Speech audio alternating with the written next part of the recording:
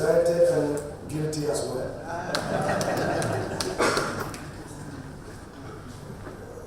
A year back, or at least 2 years back, if somebody told me that I would lose contact with a lot of you here, I would tell him he's a liar.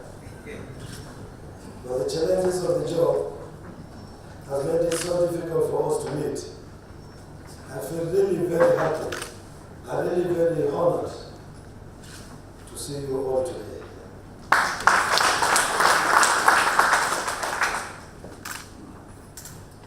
I have come in as governor of Jigawa State at a very challenging time. When we came in, we inherited 16 million naira in our treasury. Retention accounts were contracted fully exhausted and spent. About 117 billion in liabilities and work in progress.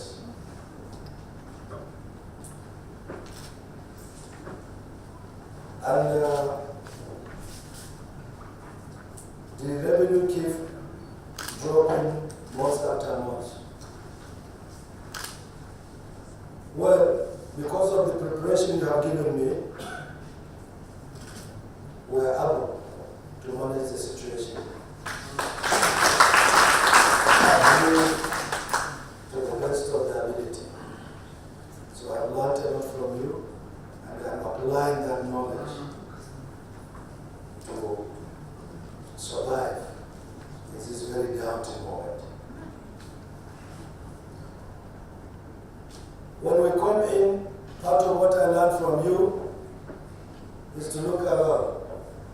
If you cannot improve the revenue, because it's absolutely out of my control, you have to reduce the expenditure. And that is what we did so beautifully well. We crashed our expenditure by more than 70% without compromising on the quality of the job. For instance, the last year's successful Hajj operation we did costed us 280 million. The one a year before costed the government 780, and ours was better.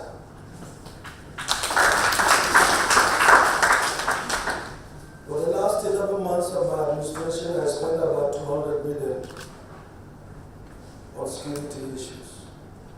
The last 11 months of the last administration spent 1.8 million. Wow. So those are the issues of cost savings that we embarked on. And also, to showcase the skills you have taught me, we look at all the ongoing contracts that are about 92 billion, analyze them in 3 classes. One, those contracts that we must continue because public funds has been expended on them, and we have to finish them, otherwise it will cause the loss of money for the people of Jigawa State. The second group are those contracts that we can delay for a little bit without cost implications. And the third group were those contracts that have just been awarded in a rush without due process and are not started. So on the first group, we choose to continue with all of them. And as of today, most of the contracts have been completed. A lot have been ongoing, and I'm sure you have seen one today. That contract was awarded, and I think they paid only 400 or 500 million. And it's a contract for around 5 or 6 million. And the contract was renegotiated with 20% discount. That was a contract going out in 2014. And despite the increase foreign exchange cost, the inflation strength. We were able to negotiate most of our contracts for between 10 and 20%. The average figure we do yesterday was 17%. So this is the kind of training you have given to your colleague. Because we all know the terrain. For a businessman to survive in a competitive world, he has to be able to manage his cost. He has to be able to be cost conscious. And that message was well received and has been used for the development of BADARU state. We discovered that the internally generated revenue of the state is nothing to write home about, and the tax base is nothing. Even when you have to improve on the tax collection, the tax base will not yield any serious increase in tax revenue. So we believe the major tax facing us is to increase our tax base. And then we have to look at our competitiveness. What can we do better?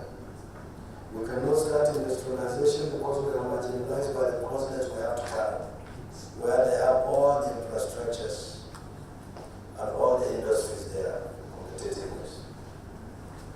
So we believe we have to bank on what we have best, and that is the arable land that we have in abundance. And the luck that we have with the river basins and with large area of BADARU. So we believe the best way to increase our tax base and to increase the employment rate in the state is through agriculture. And then we divide that into two. First, to kickstart the development, we need mega industrialization. And we need mega large-scale commercial farming to achieve the industrialization plan. So we invited Dangote, and I'm happy to announce today we have concluded arrangement with Dangote for the rice mill project that will do 300,000 processing, 300,000 processing capacity in the state, and 30,000 hectares of land will be under cultivation for rice for both company use and the auto grower. And the grower scheme has since been started with very, very good results. On the same field, we invited Mr. Lee, and we have concluded arrangement to start sugar processing in the state. With 12,000 hectares for our grower program for sugarcane plantation. I believe this will kickstart the industrial revolution in the state. When on this other part, we look at the situation of our farmers. Most of them are agrarian, most of them farming for family use. And we decide to change the culture and make farming as business for our local community. So we intensify the farmer support to increase our productivity, increasing per hectare, reduce cost of production, thereby increasing their competitiveness. We successfully do a trial on the sesame seed last year, where we have clusters of farmers that we support with high yield seed, extension service, pest control, that help greatly in increasing their yield by an average of 32%. And we believe this is the best approach, knowing that, you have to be competitive to survive your global market. So we are expanding this year to get to 50 hectares in every political ward in the state, 287 of them. We intend to create a cluster of 50 hectares in every one of the ward, where we will supply them with all the inputs. There's a dedicated extension service worker to a cluster, so that we will transfer the technology, the advanced technology in farming to the respective farmers' land.